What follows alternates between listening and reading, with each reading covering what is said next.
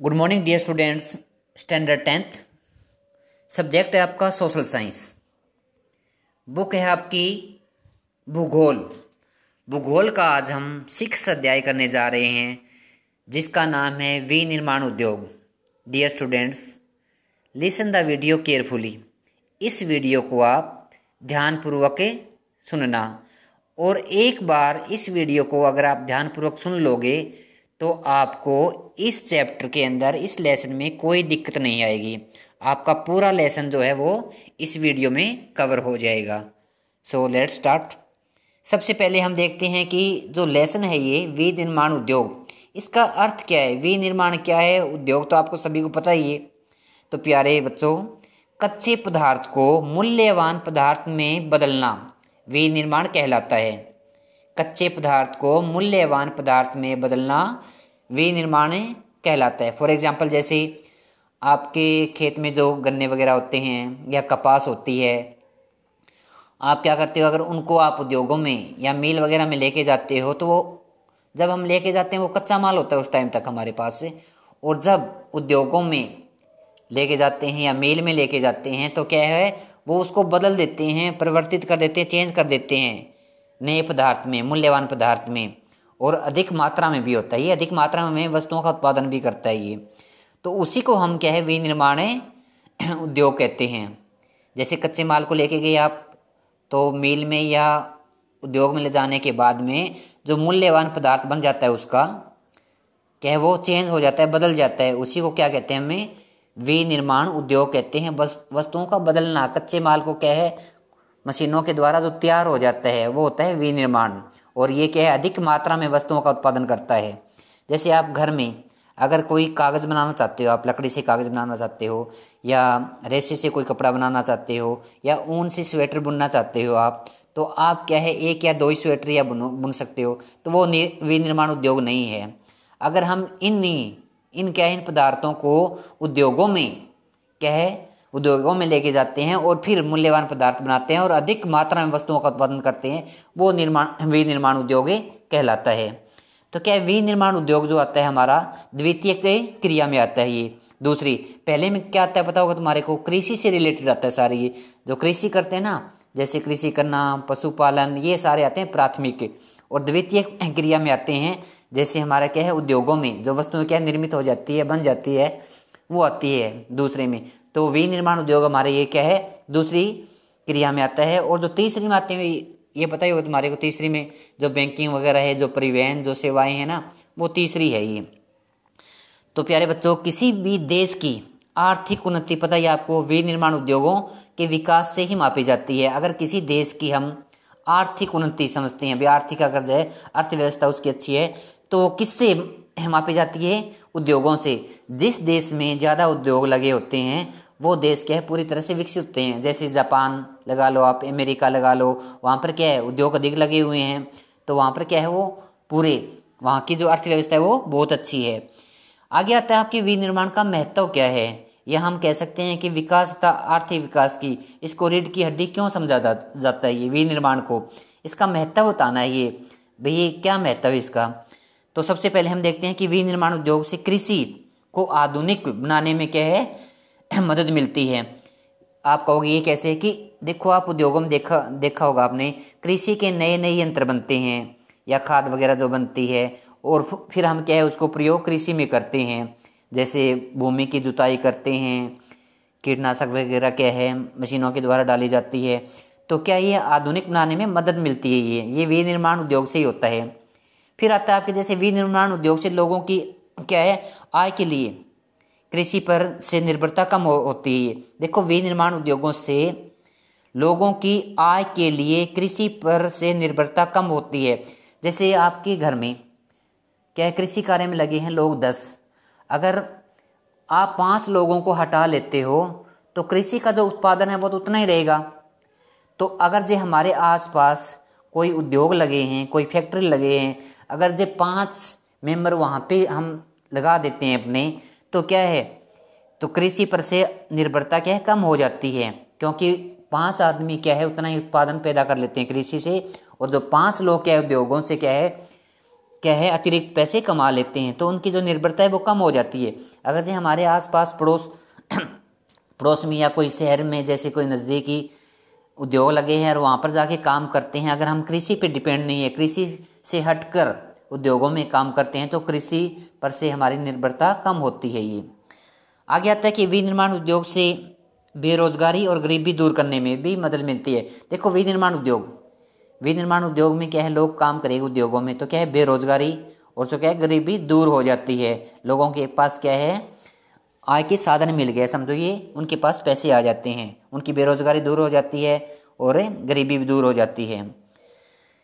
उद्योगों की स्थापना से पिछड़े क्षेत्रों में क्षेत्रीय असमानताओं का कम किया जा सकता है। उद्योगों की स्थापना से जो पिछड़े हुए क्षेत्र है, ये उद्योग अगर हम किसी स्थान पे लगा देते हैं, पिछड़े क्षेत्रों में उद्योग लगा देते हैं जहाँ पे उद्योग नहीं है, जहाँ पे क्या है पास में नहीं है, जैसे बहुत दूर उद्योग लगे हुए हैं जहाँ पे पिछड़े क्षेत्रों में उद्योग नहीं है, अगर वहाँ पे हम उद्योग स्थापित कर देते हैं तो वहाँ पर क्या है असमानताएं कम हो जाती है, क्योंकि वहाँ पर लोगों को रोजगार मिल जाता है, उनकी बेरोजगारी क्या है ख़त्म हो जाती है। इसलिए बहुत ही ज़्यादा ज़रूरी है कि सरकार को ऐसे स्थानों पर क्या है उद्योग लगाने चाहिए जहाँ पर जो क्या है पिछड़े क्षेत्र है, जहाँ पर उद्योग कम है, इससे क्या है लोगों को रोजगार मिलेगा। आगे आता है जैसे कि हमारे विनिर्माण द्वारा जो उत्पादित वस्तुएं से जो निर्यात बढ़ता है, जिससे विदेशी मुद्रा हमारे को प्राप्त हो जाती है। जैसे विनिर्माण में क्या होता है, जैसे कोई सामान बनता है, हम उस सामान को क्या विदेशों में निर्यात करते हैं और इस निर्यात से हमारे को क्या है हमारे मुद्रा तो मिलेगी नहीं, हमारे को विदेशी मुद्रा मिलेगी, हमारे रुपए तो मिलेगा नहीं, तो हमारे को उस सामान के बदले हमारे को क्या है विदेशी मुद्राएं क्या प्राप्त हो जाती है। तो क्या है विनिर्माण के द्वारा जैसे हम उद्योगों में क्या है कोई सामान बनाते हैं और उसको निर्यात करते हैं हम किसी दूसरे के साथ, तो हमारे को विदेशी मुद्रा मिलती है उस सामान के बदले, तो बहुत ही ज़्यादा ज़रूरी है विनिर्माण। वे देश ही विकसित है जो कच्चे माल को क्या है विभिन्न तथा अधिक मूल्यवान तैयार माल विनिर्मित करते हैं। भारत के विकास के लिए क्या है जल्दी ही औद्योगिक की बहुत ज़्यादा ज़रूरत है।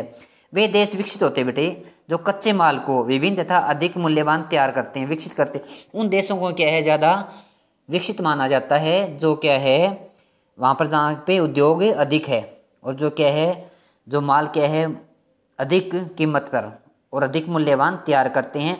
और हमारे भारत जैसे देश को भी क्या है ज़्यादा से ज़्यादा उद्योग लगाने की ज़रूरत है। आगे आता है कि हमारा इसमें कृषि और उद्योग एक दूसरे पर डिपेंड है, ये एक दूसरे पर आश्रित है। ये कैसे, कृषि और उद्योग दोनों साथ साथ चलते हैं, ये एक दूसरे पर आश्रित है।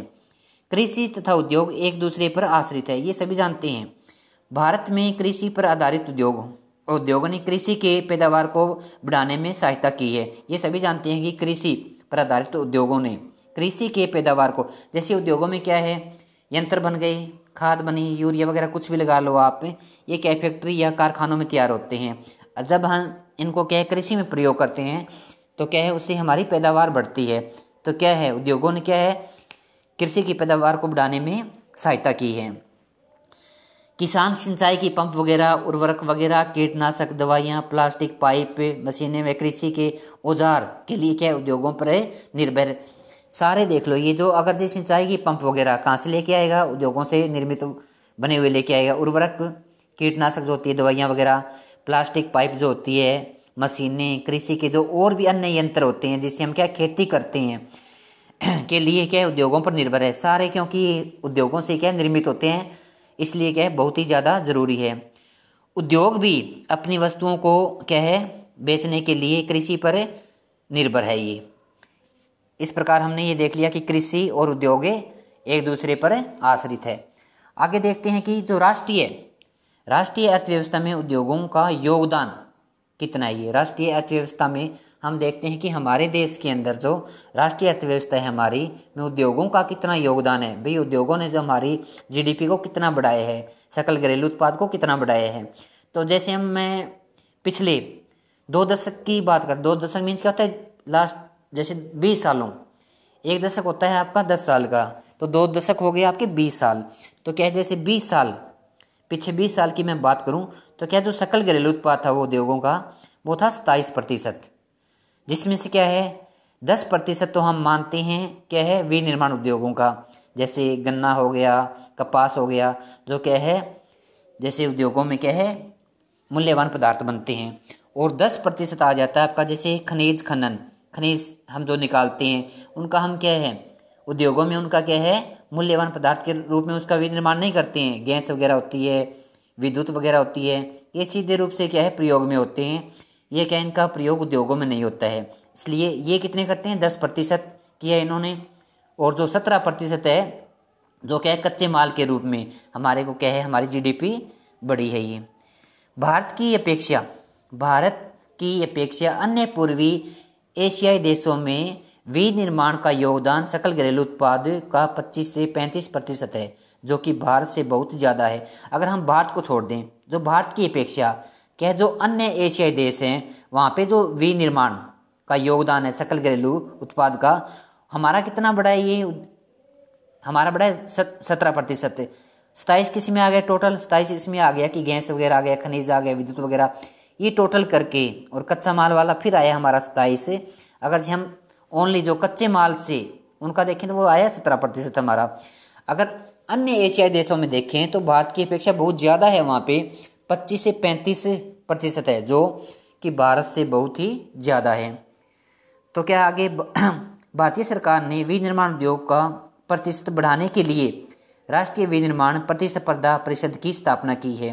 किसने क्या है राष्ट्रीय प्रतिस्पर्धा था मुकाबला करना, कि हम क्या है ज़्यादा से ज़्यादा उद्योग लगाएंगे जिससे क्या है हमारी क्या है जीडीपी ज़्यादा बढ़ेगी, अर्थव्यवस्था बढ़ जाएगी। यहाँ तक आपको सभी को क्लियर हो गया होगा। आगे देखते हैं इसी में औद्योगिक अवस्थिति, ये बहुत ही ज़्यादा ज़रूरी हो जाता है कि औद्योगिक अवस्थिति कैसी होनी चाहिए।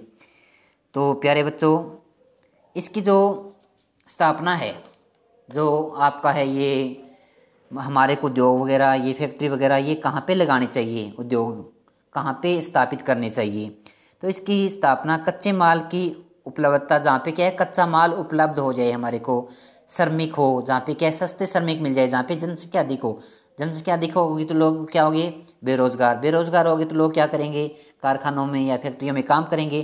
पूंजी, अधिक पूंजी की भी ज़रूरत होती है। शक्ति के साधन भी बहुत ज़्यादा ज़रूरी है, बिजली वगैरह विद्युत ये होना बहुत ही ज़रूरी है। और बाज़ार की निकटता भी क्या है बहुत ज़रूरी है। तो जब हम कोई भी उद्योग स्थापित करते हैं तो सबसे पहले ज़रूरी हो जाता है कि कच्चे माल की जो कच्चा माल जैसे हमारे को उद्योग वहाँ पे स्थापित करना चाहिए जहाँ पर हमारे को जो कच्चा माल है वो आसानी से मिल जाए। जैसे गन्ना वगैरह, गन्ना कहाँ पे बोया जाता है, कपास वगैरह उद्योग वहीं पर स्थापित करने चाहिए। और दूसरा क्या है श्रमिक हमारे को सस्ते मिलने चाहिए, पूंजी अधिक होनी चाहिए, शक्ति के साधन भी होने चाहिए, परिवहन के साधन भी होने चाहिए, जिससे क्या है हम अपनी वस्तुओं को बाज़ार में जल्दी से ले जा सकें। और बाज़ार की निकटता भी बहुत ही ज़्यादा ज़रूरी होती है।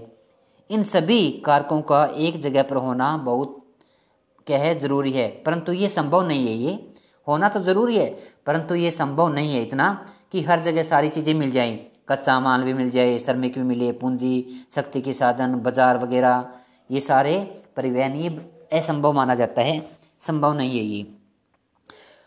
औद्योगिक प्रक्रिया के प्रारंभ होने के साथ नगरीकरण प्रारंभ होता है। जैसे हम उद्योग लगा देते हैं, जैसे हमने किसी गांव के पास उद्योग लगा दिया तो क्या है वो नगर में बदल जाता है, फिर वो गांव धीरे धीरे विकसित हो जाता है, विकास होता है उस गांव का। तो क्या लोगों को रोज़गार बढ़ेगा, वहाँ पे क्या है जैसे सड़कों का विकास हो जाएगा, सड़कों का विकास होने से क्या है वहाँ पे बैंक वगैरह खुल जाएंगे। तो क्या है नगरीकरण का प्रारंभ हो जाता है। अगर उद्योग हम कहीं पर भी स्थापित कर देते हैं किसी गांव के पास, ये ज़रूरी नहीं है कि हम किसी नगर में लगाएं तभी नगरीकरण का वो प्रारंभ होता है, ज़रूरी नहीं है। ये हमने किसी गांव के पास या गांव से दूर स्थापित कर दिया, फिर वो गांव क्या है नगर बन जाता है, नगरीकरण में परिवर्तित हो जाता है वो। आगे आता है कि नगर उद्योगों का बाजार तथा सेवाएं जैसे बैंकिंग, बीमा, परिवहन, श्रमिक तथा वित्तीय सलाह आदि उपलब्ध करवाते हैं सारे ये। आज़ादी से पहले उद्योग जो तटवर्ती क्षेत्रों में लगाए जाते थे, जैसे हमारा देश आज़ाद होने से पहले जितने भी उद्योग लगाते थे, जो हमारी बंदरगाहें हैं, तटीय क्षेत्र है, वहाँ पे लगाते थे। क्यों लगाते थे? पहले इतने हमारे पास क्या था परिवहन के साधन नहीं थे। जैसे ऐसे लगा लो आप, पहले नाव वगैरह से ज़्यादा क्या है लोग व्यापार करते थे। जैसे नौका के द्वारा वहाँ पे क्या है जो व्यापार किया जाता था, एक देश दूसरे देश क्या है जैसे नाव के द्वारा ज़्यादा व्यापार करते थे, क्योंकि इतने साधन नहीं थे, इसलिए वो क्या है जो अपने उद्योग थे वो तटवर्तीय क्षेत्रों में लगाते थे। एक इसमें आता है कि जो आपके समूहन बचत, ये क्या चीज़ होती है समूहन बचत। कभी कभी बहुत से उद्योग किसी नगर केंद्र के आसपास केंद्रित हो जाते हैं। आपने देखा होगा कई बार जो उद्योग होते हैं किसी नगर केंद्र के आसपास केंद्रित हो जाते हैं, सारे उद्योग क्या है आसपास ही लग जाते हैं। जो उद्योग लगाए जाते हैं ना वो एक दूसरे के जैसे पास पास लग जाते हैं। समूह बचत कैसे होती है इसमें, अगर उद्योग में किसी चीज़ की ज़रूरत पड़ती है तो क्योंकि सभी को क्या है एक दूसरे वो अपनी सेवाएं देते हैं, इस प्रकार क्या है समूह बचत होती है, वो समूह का पूरे की बचत हो जाती है। इसमें ये भी आते हैं कि हल्के उद्योग किन्हें कहते हैं, वे उद्योग जिनमें प्रयोग होने वाला कच्चा माल तथा तैयार माल दोनों ही कम परिणाम वाले अथवा हल्के होते हैं। हल्के उद्योग में बेटे ध्यान रखना, इनमें कच्चा माल और तैयार माल दोनों ही हल्के होते हैं, इसलिए इनको क्या कहते हैं हल्के उद्योग कहा जाता है। और भारी उद्योग पता ही होगा, जिसमें क्या है कच्चा माल भी भारी होता है और जो उससे बना माल जो तैयार माल बन जाएगा वो भी भारी होता है, वो क्या है भारी उद्योग कहलाते हैं। तो डियर स्टूडेंट्स, आपको ये लेसन पूरी तरह से कवर हो गया, समझ में आ गया होगा। Thanks watching for video.